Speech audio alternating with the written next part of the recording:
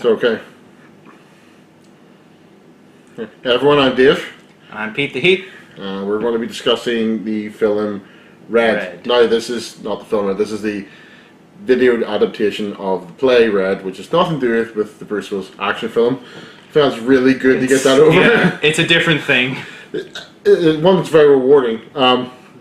This isn't really our sort of general wheelhouse, I'd say. Yeah, this is significantly more serious than many of the things we've discussed, such as Beverly Hills Ninja. I think if there's a spectrum, we can put Beverly Hills Ninja on one side and Red completely on the other. And I really enjoyed it. It was thought-provoking. It was thought-provoking. It contradicted itself on multiple occasions, I noticed. Yeah, but I think that's sort of typical because that's why I liked it. Yeah, the art world. They're always trying to justify and understand what art is, and that is, I think, a difficult thing, as the play described. So what we'll do is, before I jump into it, I'll explain what the play's about. It's about Mark Rothko, who's a famous artist. I knew the name, you knew the name. We both knew the name, but I don't know if we could identify paintings. So Rothko was an American painter of Russian Jewish descent. This is all off the Wikipedia page. And he...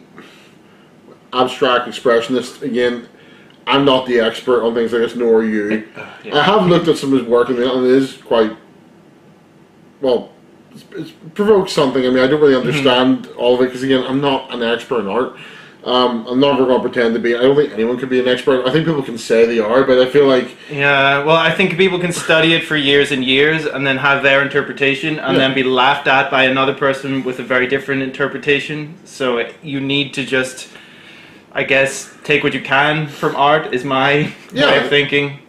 And the entire play, well, first of all, it stars Alfred Molina, who you will know as, well, he's famous for playing Dr. Octopus in Spider-Man 2. Yes. He's a very good actor. He's brilliant in this. He's very intense in this. Yeah. And very passionate. It's about his relationship with a fictional assistant played by, I'm blanking on his name again. I didn't know he was fictional. Because I was like, I wonder if this guy's art was good in the end, but if he's fictional, probably not. Yeah, I was kind of annoyed to find out he wasn't real, but... like, this is the guy I like. Guy is played by Alfred Enoch, who is from the Harry Potter series and also How to Get Away with Murder. Again, both British and both have very good American accents. Yeah. I'm not too sure if Rothko would have had an American accent at this point.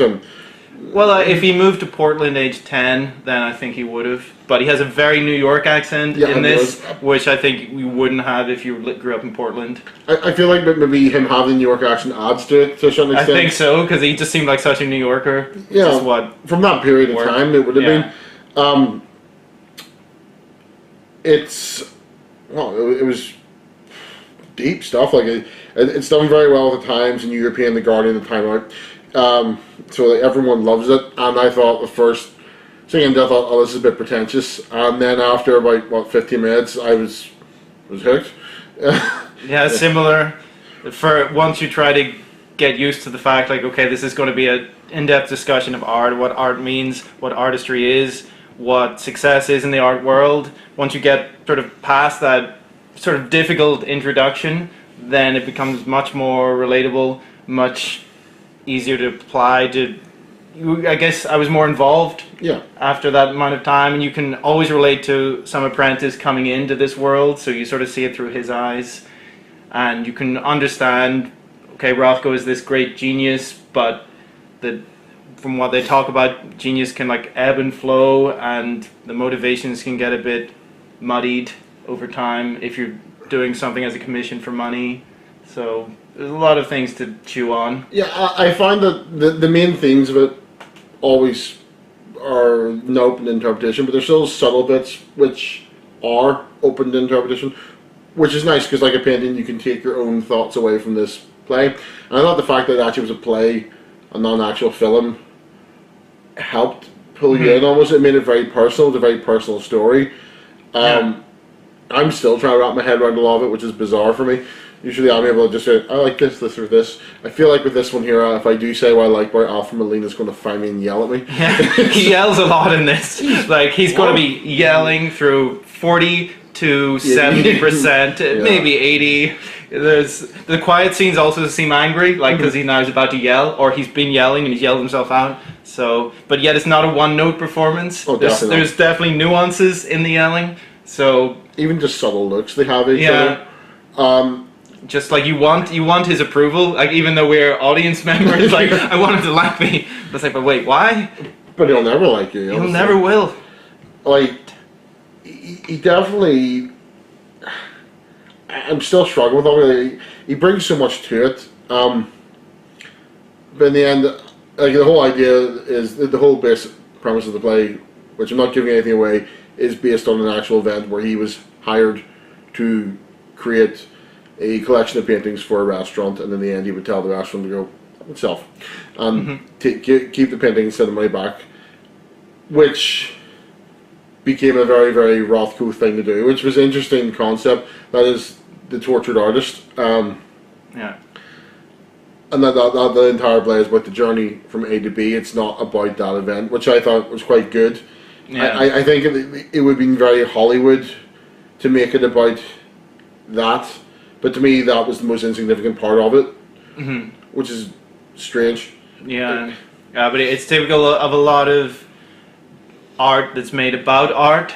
There's going to be a lot of just discussions of the process, and sometimes you feel like it's slightly navel gazing, where you're just reevaluating, reflecting on the process, and you kind of lose the thread. At least I did a few times, but overall it is quite an interesting portrayal of how art is made and the value of art and what people get from it and what the artist's intentions are. And how the intentions can change. Yeah. That I find interesting. Yeah. Because this is... the play takes a period over 2 years. Which at first I didn't quite notice until they first mentioned, oh, I've been working here 2 years. I thought it was a much, much shorter period of time. But you do... Once I heard that, then you could kind of see, okay, the dynamic between the two characters does change quite a lot throughout, and the apprentice develops more confidence, and at first he's almost speechless. He just listens to Rothko, but as it goes on he refutes a lot of what he says and stands his ground a lot more, which I liked. Which is interesting to me, because a lot of it, there's stuff that Rothko, for instance, mentions about how we should read Freud. Like that was a big thing back then, and being someone of a younger generation, I knew that Freud's full of shit. But even then, the way he played, Millian played it, I wouldn't want. I'd be like, yeah, okay, I'll read that. I wouldn't want to question. You go to the library and take the book out, read the whole thing. It's like, this is the best thing ever. Yeah, I loved it. I really like that, which is probably how I would do it. Actually, he's that intimidating in the role. I can't get over that. Yeah, but he's also intriguing, so you can kind of see why the guy didn't just quit on the first day and be like, you're a dick, I hate you. He's kind of like, he has points and he's passionate about it, and he has like charisma. Yeah, charisma, integrity is what I was thinking of. So it's not that he's just being like this for the sake of it. He believes in it, at least at the time, even though he does contradict himself throughout. You can see this is a guy with passion, this is a guy who believes in art, and you could definitely learn a lot from being this guy's apprentice. I think my favourite point from it is the fact that we aren't one thing.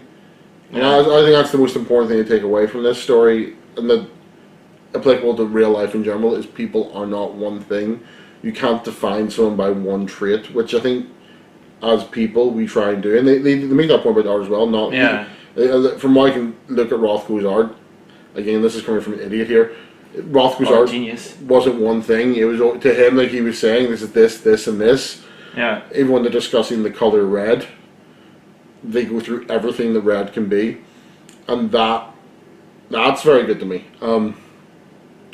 That was very powerful and very drawing. And I found it very powerful. I think this is something that people should probably watch, even if art isn't your thing. I think especially if art isn't your thing, you should watch this. Yeah, it definitely gets you thinking about art, which I, to be honest, wouldn't really do on a regular basis. This is why I picked you to watch this one, because I think we're two people who appreciate artistic things, but never specifically art. Yeah. Or paintings, to be precise. Yeah. I know what I like and what I don't like, and then I probably don't know that until I see it. If you understand what I mean. Yeah. I do find interest as well about Rothko's opinions on those who came before, those who came at the same time, and those who came after. He was filled with contempt towards everyone, but admiration towards some. Yeah, and even the ones he admired, he would talk about like, this is the period that I admired them for, and after that, then they sold out or they turned against their core beliefs. Even though he himself acknowledges that you do have to change and you do have to evolve, even if it's not always in a positive way. Well, it's interesting because he's someone that is remembered, even though he wouldn't have sold out. But most people have to sell out to be remembered. Yeah. Which is kind of messed up at the same time. I think maybe because he didn't sell out in such a grand way, that is probably one of the reasons why he's still remembered. And I think a lot of it plays into a kind of mythology. If you can talk about an artist and say, this is what happened to him, this is how he died, this is how he lived, that adds to people's understanding of the artist rather than just letting the art speak for itself. Or being precise, our perceived understanding of the artist. Yeah. See, I referenced the play. Perfect. See, I paid attention. You learned that word? I learned a lot of words watching that, actually. I forgot a lot of words watching that. Same here as well. I realize my vocabulary is probably not good. Yeah, I like to think I have a good vocabulary when I watch this film, and it never made me feel stupid. It elevated how I felt. Yeah. That's probably the greatest strength of this, that it doesn't treat you like you're stupid. Yeah. It ups your game to an extent. You have to keep up with it. It doesn't talk down or dumb anything down. But it's not hard to keep up with at the same time. Yeah, just if you've got focus, it's no problem. You can watch the whole thing, but it is a step up from the usual things that we watch. Yeah, it's not going to be your typical film. Yeah. I have watched, the big difference is I've watched plays before that have been released on film, like the Rent 20th anniversary. I saw that, and it just seemed like a play. It was just like a play on TV, which sounds pretty obvious, but there was nothing special about. There was something special about this, the way it was done. Yeah, it was filmed very well, so I think they had like a lot of extreme close-ups that you wouldn't expect and angles that you wouldn't think you could get while filming a play with an audience. I would almost say that those close-ups help tip it towards this medium is quite good for it, you know what I mean? Yeah. Because the close-ups allow for those little touches. Like there's a great scene, whether they're painting the canvas, the sheer joy you catch off the assistant's face, is it's intense. Like he's really enjoying himself painting this canvas. It's not acting; it's an actual moment. At least it looks it. Yeah. Like oh no, I really enjoyed it. I thought it was great. Yeah, I'd recommend anyone with any curiosity about it to give it a chance. Even the most minor curiosity, I'd say, give it a chance. That it's worth the experience. And plus, you got two good. Well, one actor who's very underrated. I've come away thinking that, Dr. Octopus. All I can think is Dr. Octopus. is very underrated as an actor. I've seen him in lots of things. He's never done a bad performance. Yeah. And Alfred Enoch, who's an up-and-coming actor, who has been overshadowed by other Harry Potter actors. I think a lot of people out of Harry Potter have done quite well for themselves. Yeah. He has a TV. He had a TV series, or has. I can't remember if How to Get Away with Murder's still going, but he was in that, and he's doing plays with legitimately good actors. A play that's won 6 Tony Awards, that's a lot of Tonys. That's a lot of Tonys. And they got brought back for revival, so it must be good. And it is hard to even make it on Broadway or the West End. I was speaking to toughest districts. Well, they are. I was speaking to a woman who organises youth plays years back. And we used to review a lot of local plays, and she came from the West End, and she was saying that anything new that goes out there is most likely going to die because people go to the Broadway and people go to the West End to see Cats, to see Mamma Mia, to see the big hitters. Yeah, Les Mis, the Jersey Boys. Jersey Boys. You have to say boys. I couldn't say boys. It's boys. It's boys. They go to see the famous ones. They don't want to see something new. Yeah, because they are expensive. You don't want to take that risk when it's on Broadway. So you can understand it to some extent, but I think it is good to give something like this a chance because I've never seen Cats, but I couldn't imagine that it would captivate me in the same way that this did. Even then, a lot of modern theatre, me and Jenny were just over there in London recently, and she booked tickets to 2 sets of plays, and the second was famous. I won't bother with that one. The first one was a remake of the 80s film Heathers. Which I've seen the movie. Yeah, but it's a film that's being remade. Yeah. And then Clueless is now a musical. That's the trend in more recent years. School of Rock's a musical. Yeah, movies become musicals. I feel like it's a waste. Yeah, because there's so many original plays out there that I think don't really get a chance because it's not pre-sold, as they say. Well, then on the same hand, you have. I'm blanking on names now. It's just one of those awkward moments. Well, I'm just going to pass name. The guy who wrote the musical Hamilton, is very famous now.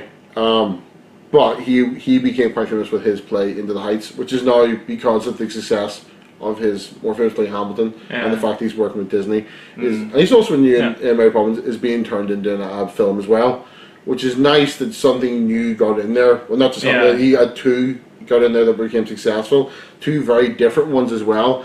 So there is hope for some new stuff, but I feel like in plays the death sentence is more likely. Even then, a few years ago, a friend of ours works in London, and we were visiting, and she got me tickets to go see a play. It was a remake of an old film. My mind is just blank. I'm in the camera. I blame the film for being too old.